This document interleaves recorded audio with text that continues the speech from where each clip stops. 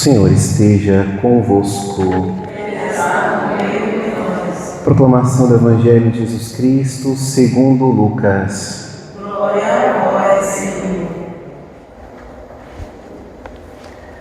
Naquele tempo, Jesus disse aos discípulos: um homem rico tinha um administrador, que foi acusado de esbanjar os seus bens. Ele o chamou e lhe disse: que é isto que ouço a teu respeito? Presta contas da tua administração, pois já não podes mais administrar meus bens. O administrador então começou a refletir: o Senhor vai me tirar a administração que eu vou fazer. Para cavar não tenho forças, de mendigar tenho vergonha. Já sei o que fazer. Para que alguém me receba em sua casa quando eu for afastado da administração.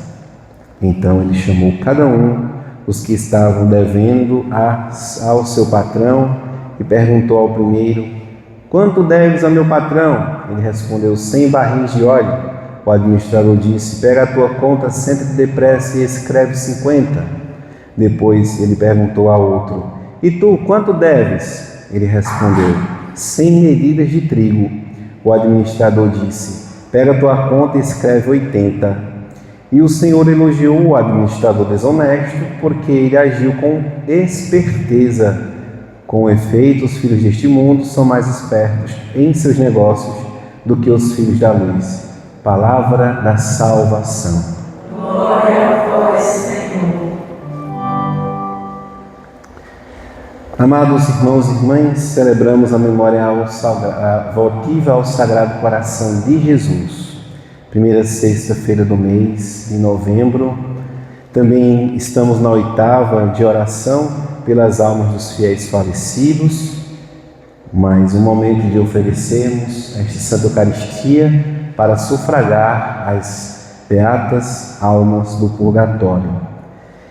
E temos este belíssimo elenco de leituras que mostra no Evangelho a parábola que nosso Senhor Jesus estava ali ensinando aos discípulos. Interessantíssimo, é o destinatário da parábola.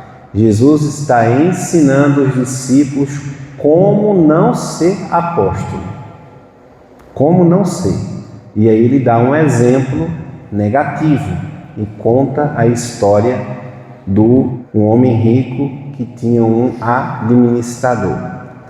E claro que esta parábola ela tem um sentido escatológico, mostra que vamos prestar contas daquilo que fizermos de bem e de mal em vida, e que só que Deus não é este homem rico que elogiará a esperteza deste outro administrador que assim agiu, sem levar em conta que o seu movimento é um movimento mundano, podemos assim dizer.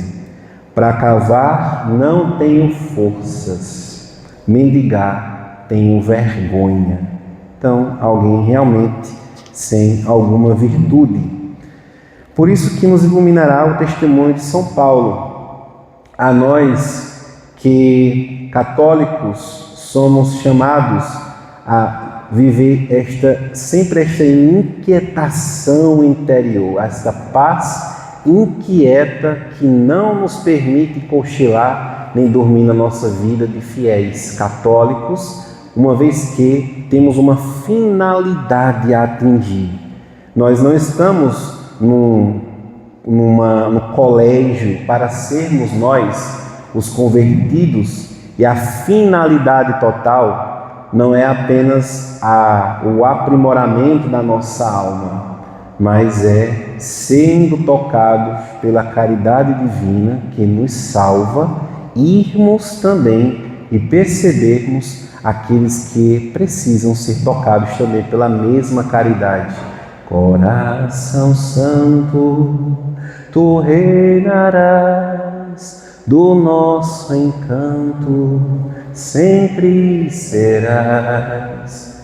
Então, enquanto o coração de Jesus não reinar, ele deve reinar aonde? No mundo. Aonde? No altar das nossas vidas, aonde nós oferecemos as brancuras da igreja. A primeira brancura, as nossas orações pelo Santo Padre, o Papa. Vocês, irmãs e irmãos do apostolado da oração, devem ter esta comunhão com a primeira brancura da igreja, que é o Santo Padre, o Papa. Rezar por ele. Depois, comunhão com a segunda brancura da igreja, quem é? Nossa Senhora, e unida a ela São José, com a sua pureza. E a terceira brancura que o apostolado deve estar vinculado, que é a hóstia consagrada. Católico, vamos lá, vamos buscar intimidade com a hóstia consagrada, com Jesus na Eucaristia, com a Virgem Maria e numa intercessão, numa caminhada de apoio, de unidade, comunhão com a nossa Santa Igreja. E precisamos então escutar os apelos da Igreja que não descansa. O Papa escreve, ele norteia, ele orienta, ele conduz, e nós que somos os seus súditos, que somos os servos, os filhos de Deus, somos chamados a sermos obedientes à Igreja. Então, amados, voltando, tendo este interesse pela missão da Igreja, e vocês estão revestidos desta graça com a fita do zeladora, do apostolado.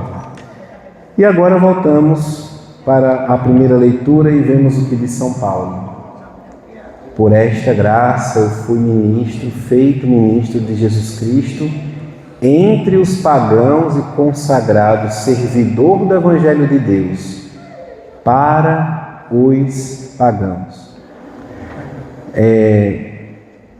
A missão que Paulo se converteu, ele não se converteu para nada, ele se converteu para servir o Evangelho e também está na sua missão de estar em contato com os pagãos, com todo cuidado e zelo de não pregar em lugares por onde já passaram pregando o Evangelho, como ele disse, para não construir em um alicerce alheio, respeitando o tempo de cada um dos convertidos que se coloca.